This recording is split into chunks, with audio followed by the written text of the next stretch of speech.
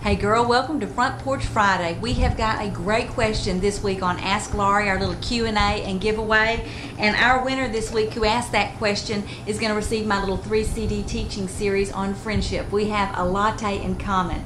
And our winner this week who asked a question that is just one that I think a lot of us as moms have faced before. Our winner this week is Ellen Gearman. Congratulations, Ellen. Thank you so much for your great question and for your honesty and openness in asking it. She posted it on our blog, and it was just a great question. And here is Ellen's question. She says, how do you biblically love an adult prodigal child when you have younger children in the home? And she went on to say that this older child comes home occasionally. He's a child who's on the run from God, but occasionally he comes home, and when he does, he sometimes says things or mocks their faith. He doesn't agree with their faith anymore, and he does this in front of his younger siblings. And she said, you know, I want him to come home. I want him to be here. I love him. But what am I supposed to do when he comes home and he begins to be verbally and openly opposed to the way we believe and the things that we hold so dear? Well, I would just say first of all, in the first part of your question, you ask, how do you biblically love a prodigal? And I think, of course, that goes back to the prodigal son in Luke chapter 15 that Jesus spoke of. And I would just say, for all of you who have friends, who have children, who have those who are dear to you that are on the run, that are living a life on the run from God, this is what you do. And you do what that father did. You don't run after him and rescue him. And that's what the story shows us in Luke chapter 15. But instead, I believe you pray for your prodigal. You pray first and foremost that they will realize that they're on the run and how broken and miserable they are being on the run. Okay, realize that they will, pray that they will realize how broken they are, that they will come to their senses, which is what happened to the prodigal son. Pray that they will recognize their sin, which is exactly what he did. Eventually, when he recognized his sin, he said, I'm going to go back to my father, and I'm going to say, Father, I've sinned against you, I've sinned against the heavens, I've sinned against God. Pray that they will recognize their sin, and then pray that they will return and repent, okay, just like that prodigal son did. And when they do, you welcome them back and you forgive them. So pray, pray, pray. But this secondary part of Ellen's question about what do you do when they come home occasionally, or you have people in your home who perhaps relatives or whatever that come in and kind of make fun of your faith and mock your faith and tear down the things that you believe, the Bible and different things like that. Well, especially if you're a parent, you've got to recognize that this is disrespect toward you, this is dishonoring to you, and one of the 10 Commandments that we all need to teach our children from the time they can understand to speak is they're to honor their father and their mother, okay?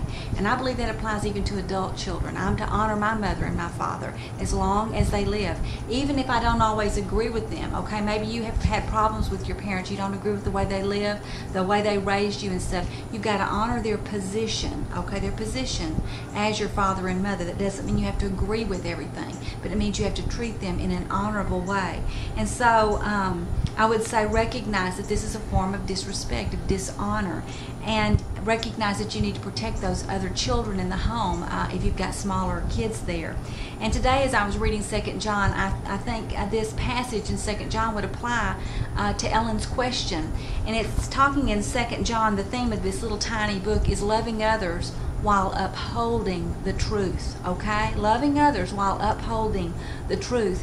And what John is doing, he is warning these people, yes, you should love one another, but when false teaching, when somebody comes into your home or into your meeting, he says, and they're saying things, they're doing things, they're basically saying things that you don't believe in, and they're tearing down your faith, he says, you let them know they're not welcome to do that, okay? You put them out. You don't encourage them to stay. And he says, even he goes on to say that anyone who encourages such people becomes a partner in their evil work.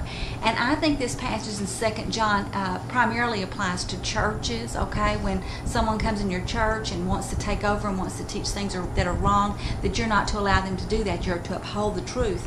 But I believe it also applies in our homes, okay?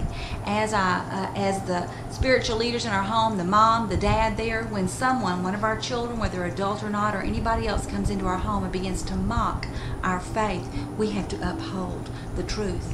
And I would just encourage you, Ellen, and all of you to speak the truth in love to those who are offensive and who are tearing down the things you believe in when they come into your home. And to let them know that, you know, it's okay if they disagree with you. You're happy to have conversations with them and talk about the issues that you disagree on privately, and to talk about things with a cool head, okay?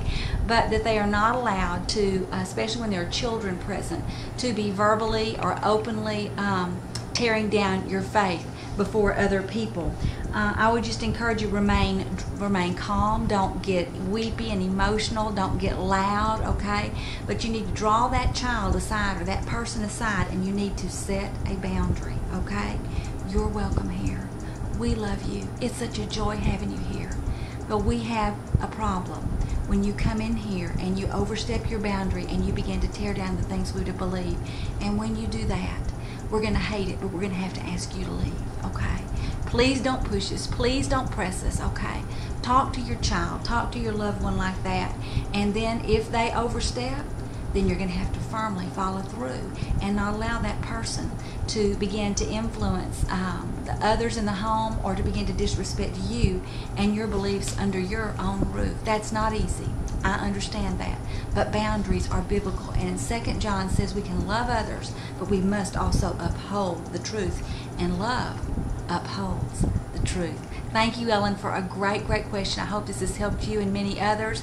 If you've got a question for me, it's not too late for you to send it to me. You can post it here on the blog or Facebook, or you can email your question to me at priority@priorityministries.com. Thanks so much for sitting on the porch with me for Ask Laurie.